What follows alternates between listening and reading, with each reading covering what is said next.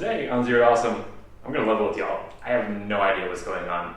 So Alan and I bought side-by-sides at least 6 months ago. We've been using them since then, and our goal was to try and film some episodes and then show them all in order as, a series or something, but I'm not sure if that's gonna work out. So today, I think we're just gonna kind of wing it. We got a pile of parts here that I've been accumulating over the past few months, and it's time to work on this thing. Alan's not here today, or is he? Could we cut to Alan in his garage maybe? Or are we not gonna do that? I'm just gonna look stupid. Counterpoint, maybe I always look stupid. But I do know that pile of parts, dog to help, let's get to work.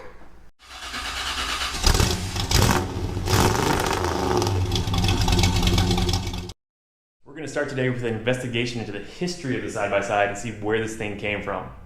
So, first clue was pretty easy.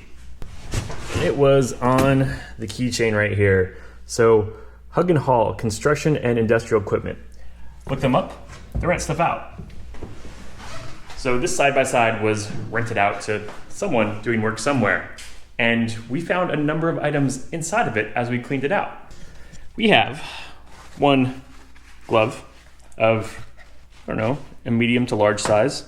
Very telling. We have these ring things that, maybe they're like a puzzle. You put them together and, tool, I don't think that's anything really. Earplugs. This was somewhere loud. We have some nails. They look like masonry nails, so probably somewhere with some rock or concrete.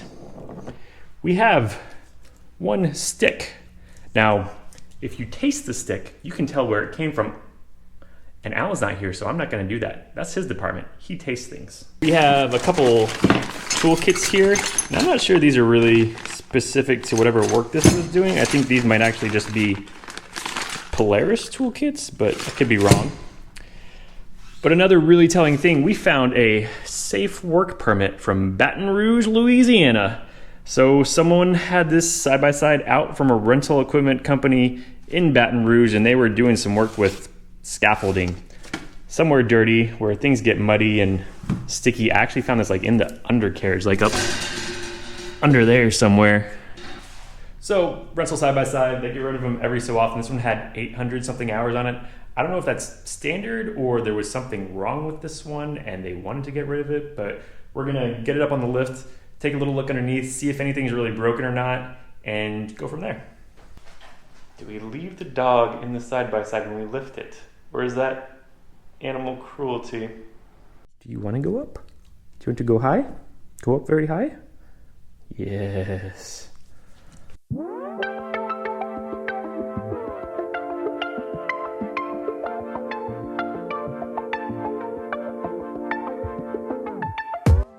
we go. Under the belly of the beast. Oh. So immediately we can see we have some skid plate issues here. Looks like someone hit something and completely ripped out the bolt that was there. Or maybe they just, this ripped, but the bolt's gone. The hole's not stripped out, so maybe we can just bolt this back up. We may just need a new skid plate. It looks like it's seen better days. Hey, check it out. Bolt, fender washer. It's probably not gonna hold it long term, but that'll keep it from dragging for now. One thing fixed. Yeah, I think this part here is just gone. It was just ripped out. Somebody got into something. Maybe that big stick. Looking at suspension, everything appears to be straight. Nothing bent or broken that I can see.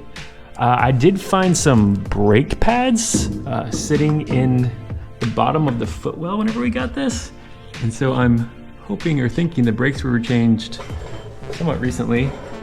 It's really hard to see in there. I'm gonna have to try and look at those when we take the wheels off. Coming around to the rear. Everything back here seems to be pretty straight too.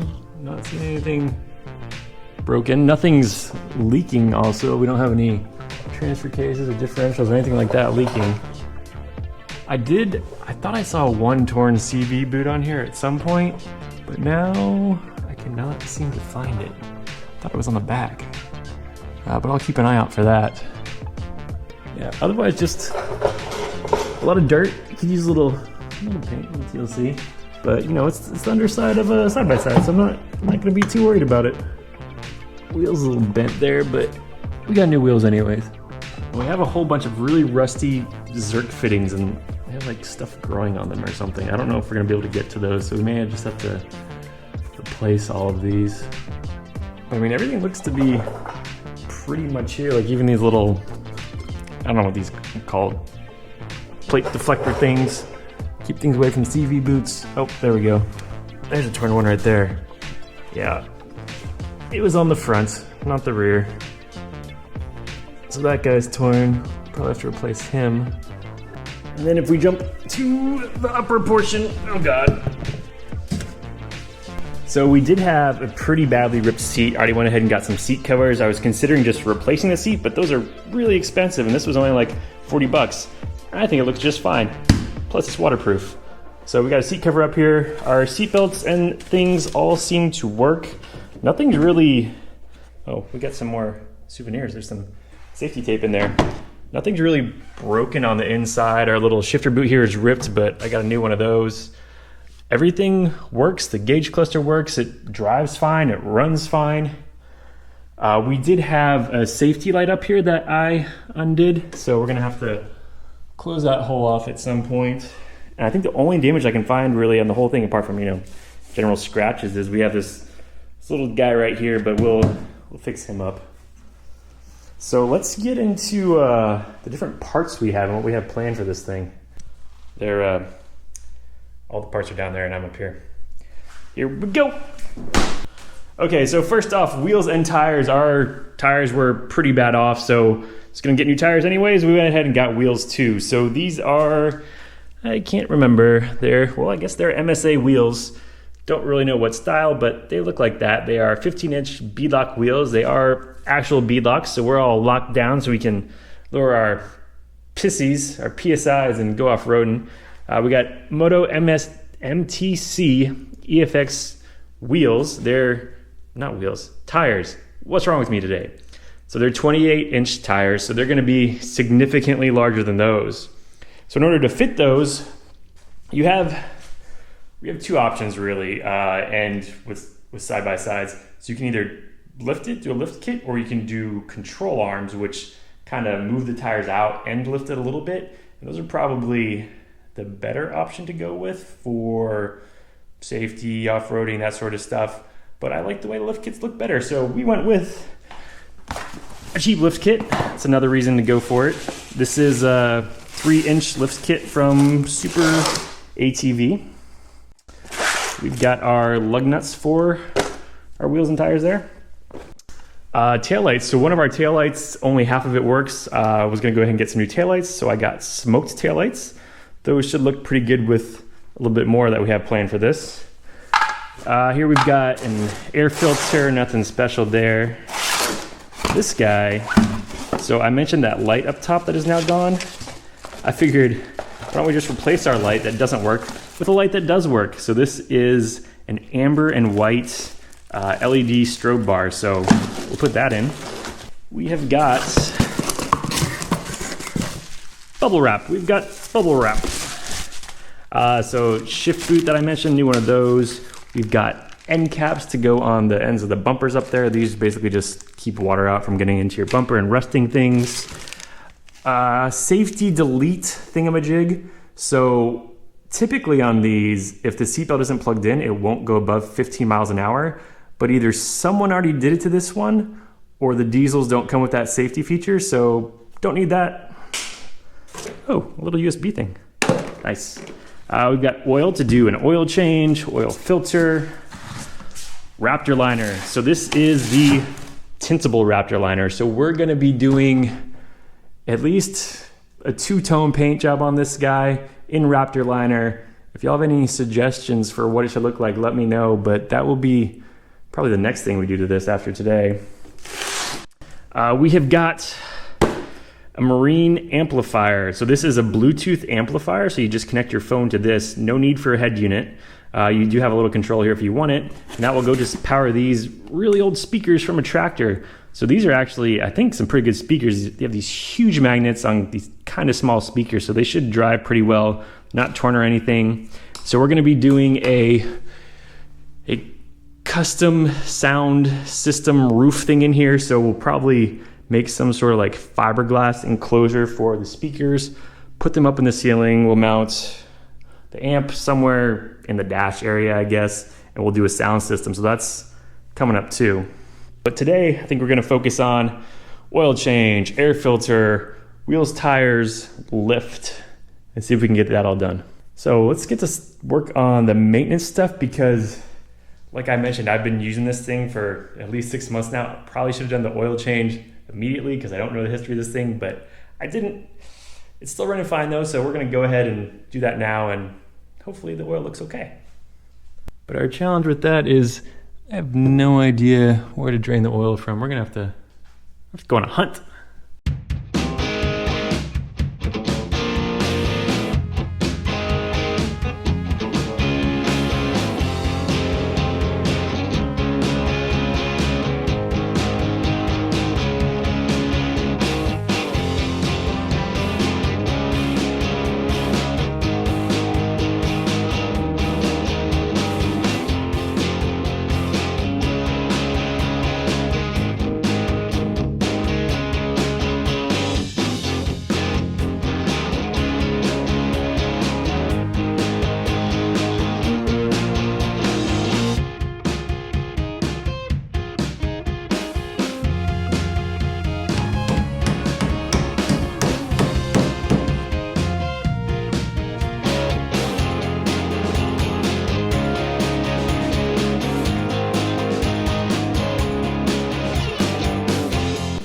So all the maintenance type stuff is done. The oil, could not get the oil drain cap off without an impact gun, but it came off, thankfully, didn't strip it out or anything like that. The oil was super dirty, probably should have changed that a little bit sooner. Air filter, also super dirty, probably should have changed that a little bit sooner. But because those were so dirty, I checked the transmission and the front diff, and both of those are actually relatively clean, no water. They probably could just, stand to be changed. They're a little bit dirty, so I'll do that some other time. Don't have the fluids with me today. We also did all the little things like the end of the bumper thingamajig, the shift thingamajig, the lights, those are on there. Those are looking good. Next up, we're gonna do what I consider the fun part. We're gonna do the lift and the tires. So this is a 3-inch lift kit from Super ATV. We're gonna get this guy in the air, do that, and throw on the tires. We're also going to probably lift here on the shocks too. So these rotate around and you can see these different indentations here. It'll raise it like, I don't know, about an inch or so, maybe even more with the spring compression. So probably do that too and see how she looks.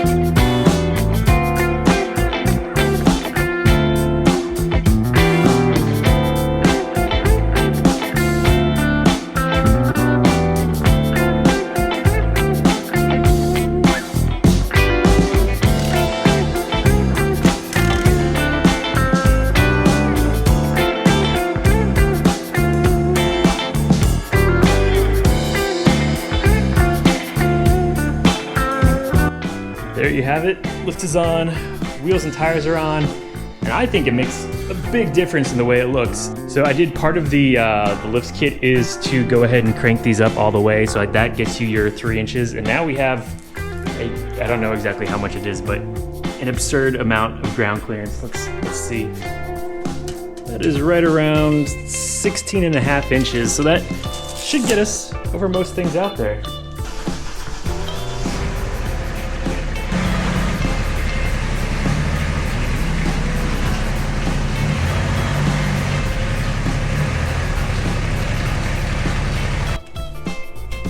Huh. Slight problem, but we're almost there. Do we try and squeeze? I think we try and squeeze.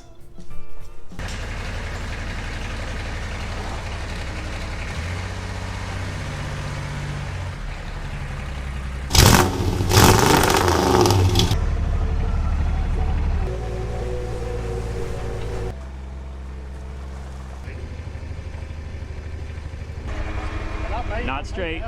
Straight.